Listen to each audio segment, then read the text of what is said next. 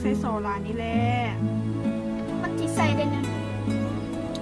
ถ้าให้มิตู้เห็นแล้วหลานจะหู้เด้อ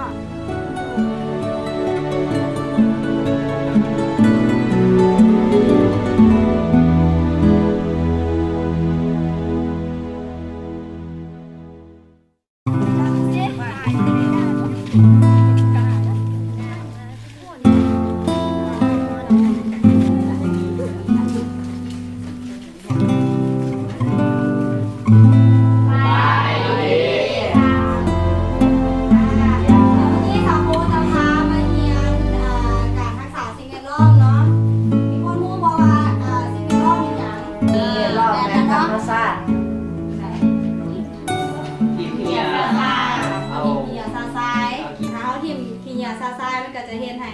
มองงามหูงามตาแล้วก็อากาศมันก็เป็นพิษน้องกลับขึ้นไปเฮือนแล้วก็ไปเฮ็ดเวียกบ้านที่ครูให้ไปคือไปดิดสิ่งของมาแล้วก็มากวดเอาคะแนนของครูขอบใจชาวครู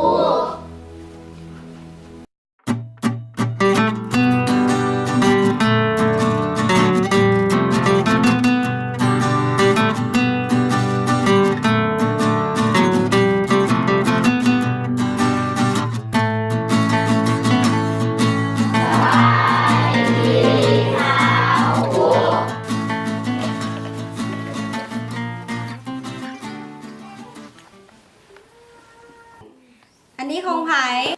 ของน้องได้ความคิดนี้มาจากไส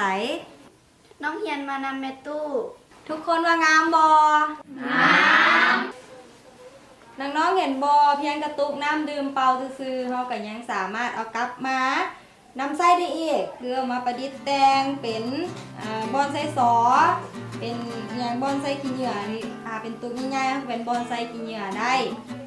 แล้วเขาตกแต่งงามๆแบบนี้ก็สามารถไปเป็นสินค้าเป็นลายฮักให้กับเขาให้กับครอบครัวได้นำอีก